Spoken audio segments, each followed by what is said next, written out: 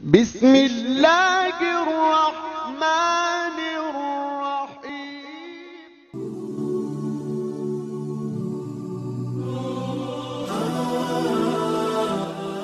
محمد بن حسن سے مروی ہے، ایک شخص کے گھر میں چوروں نے داخل ہو کر اس کو 3 طلاق کا حلف لینے پر مجبور کیا، یعنی یہ کہلوایا کہ اگر میں نے شور مچایا، کسی کو بتایا کہ مال لینے والے کون لوگ ہیں، تو میری بیوی پر 3 طلاقیں، کہ کسی کو نہیں بتائے گا، اور اس کا سب مال و اسباب لے گئے۔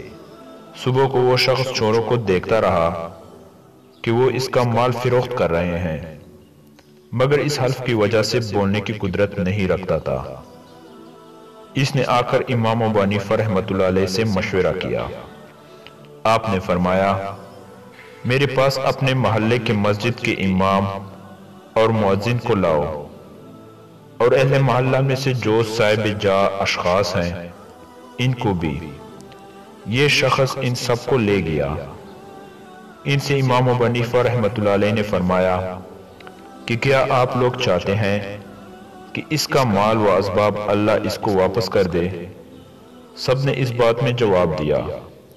تو آپ نے فرمایا کہ تم اپنے بدچلن اور تمام محتمم لوگوں کو جمع کر لو، اور ان کو کسی گھر میں سے ایک ایک شخص کو باہر کرتے جاؤ، اور ان سے پوچھتے رہو کہ کیا یہ تمہارا چور ہے؟ اگر وہ چور نہ ہو تو یہ نہیں کہتا رہے، اور اگر چور ہیں تو چپ ہو جائے۔ جب یہ چپ کر جائے تو تم اس پر قبضہ کر لو۔ امام ابو حنیفہ رحمۃ اللہ علیہ کی اس تدبیر پر لوگوں نے عمل کیا تو اللہ نے اس کا تمام مال واپس دلوا دیا۔ کوفہ میں طالبین میں سے ایک نیک شخص تھا۔ اس کا امام ابو حنیفہ رحمۃ اللہ علیہ کی طرف گزر ہوا۔ آپ نے اس سے پوچھا کہ کہاں جا رہے ہو؟ تو اس نے کہا کہ ابن ابی لیلہ کی طرف۔ آپ نے اس سے فرمایا، وہاں سے واپسی پر مجھ سے ملو تو بہت اچھا ہوگا۔ اور لوگ ابن ابی لیلہ کی دعاؤں سے فیضیاب ہونے کی کوشش کرتے۔ یہ شخص ابن ابی لیلہ کی خدمت میں 3 دن ٹھہر کر جب واپس ہوا تو امام ابو حنیفہ کی طرف سے گزرا۔ آپ نے اس کو آواز دی اور سلام علیک کی۔ پھر آپ نے اس سے پوچھا کہ تم 3 دن کے لیے ابن ابی لیلہ کے پاس کس گھر سے گئے تھے؟ اس نے کہا کہ ایسی بات ہے جسے میں لوگوں سے چھپاتا ہوں۔ میں نے یہ امید کی تھی کہ وہاں جا کر اس کا کوئی حل نکل آئے گا۔ امام ابو حنیفہ رحمۃ اللہ علیہ نے پوچھا کہ وہ کیا ہے؟ اس نے کہا کہ میں ایک صاحب وسعت شخص ہوں، دنیا میں ایک بیٹے کے سوا اور کوئی میرا وارث نہیں ہے، اور اس کا حال یہ ہے کہ جب میں کسی عورت سے اس کا نکاح کرتا ہوں تو وہ اسے طلاق دے دیتا ہے۔ میں نے اس کی ایک باندی خرید کر دی تو اس کو بھی آزاد کر دیا۔ آپ نے پوچھا کہ پھر ابن ابی لیلہ رحمۃ اللہ علیہ نے اس کے بارے میں کیا کہا؟ اس نے کہا کہ انہوں نے یہ جواب دیا کہ میرے پاس اس کا کوئی حل نہیں ہے۔ امام ابو حنیفہ رحمۃ اللہ علیہ نے فرمایا کہ ہمارے پاس بیٹھو، ہم تمہیں اس مشکل سے نکال دیں گے۔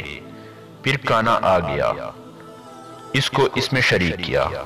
جب کانے سے فراغت ہو گئی تو اس سے فرمایا کہ تم اپنے بیٹے کو ساتھ لے کر بازار جاؤ، پھر جو باندی اس کو پسند آ جائے اور اس کی قیمت کا معاملہ بھی تمہارے حسب منشا ہو جائے تو اس کو اپنے ذات کے لیے خرید لو، اس کے لیے نہ خریدنا۔ پھر اس باندی کے ساتھ اس کا نکاح کر دو۔ پھر اس نے طلاق دے دی تو وہ تمہارے پاس لوٹ آئے گی، اور اگر اس نے آزاد کر دیا تو یہ عتق آزاد کرنا جائز نہ ہوگا، اور وہ تمہارے مملوکہ ہوگی۔ اگر اس سے اولاد ہو گئی تمہارا نسب ثابت رہے گا، اور اس شخص کو فقدان نسب کے آگے نہ بڑھنے کا ہی غم تھا۔